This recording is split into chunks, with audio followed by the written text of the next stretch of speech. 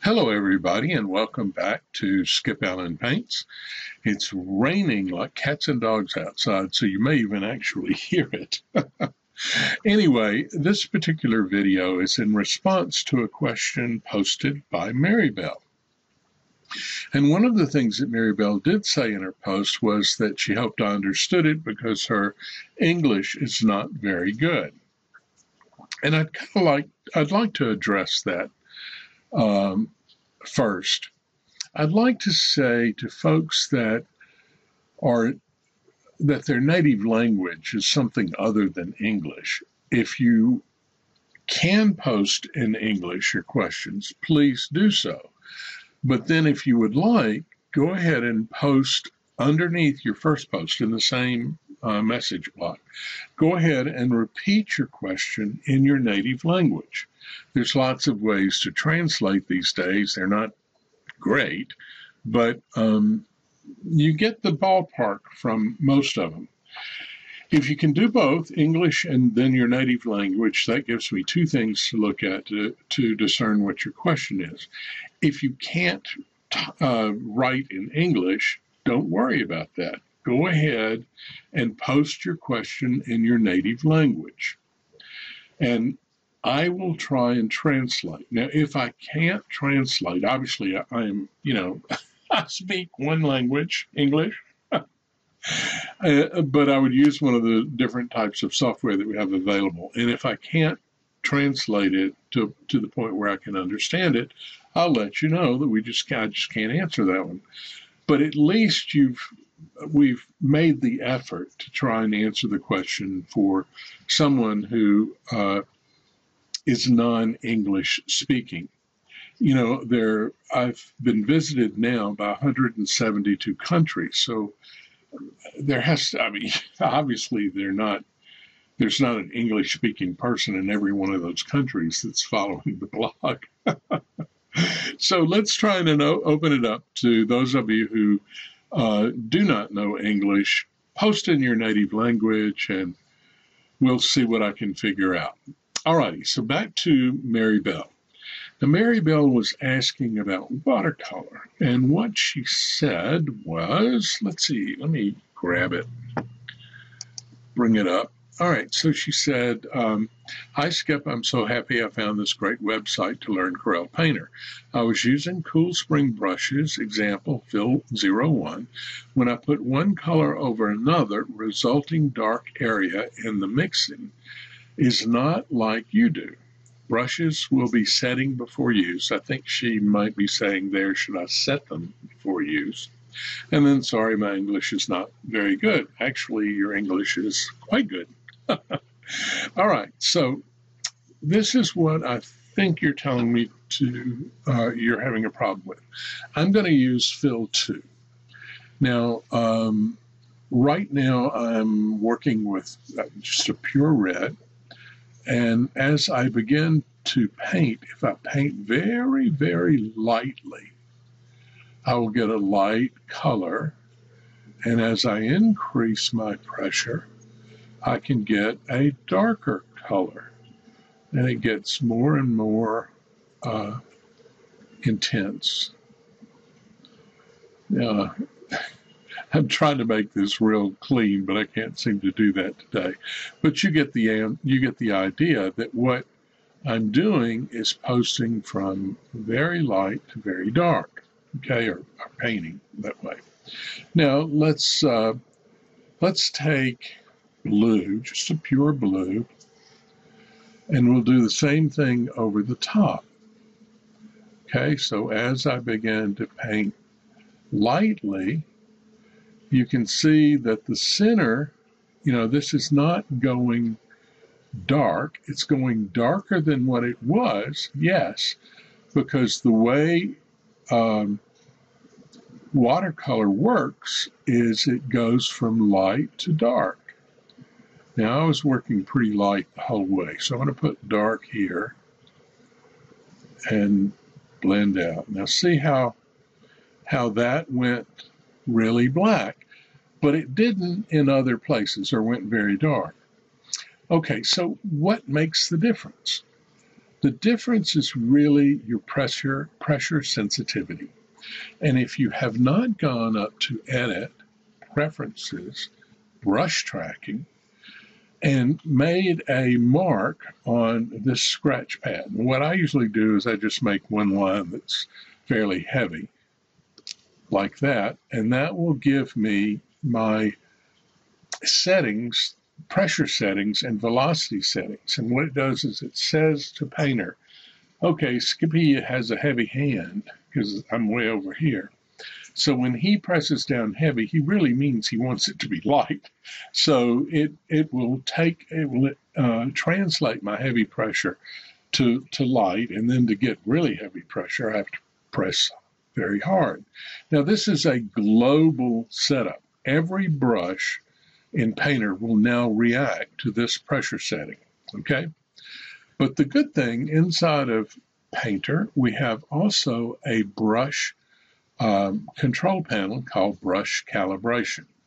Now this is available to each brush. You would find it over here in your, to find that, you would go up to Window, and you would go to Brush Control Panels, and you would come down until you found Brush Calibration, and make sure it's clicked, and then, you know, you would have it. Okay, so let's say, I don't remember if this was exact setting for brush calibration, but it's kind of like that. Now let's just click Enable Brush Calibration. Now that means for this brush alone, I'm using this type of pressure setting, but all the rest of the brushes, if brush calibration is not enabled on them, they're still going with the global one. Okay, well let's take that blue. Now I'm going to paint as light as I can. This is absolute, I mean, I'm floating over the top of the canvas. And if I press really hard, you see much difference? So now then, if I went and tried to take a red and went over the top of it, again, the pressure is such that I'm putting that red in at its highest opacity. See, so that's what I think is happening for you. So what you're going to need to do is try to set up your brush calibration. And you might want to try it over here just with Enable Brush Calibration selected.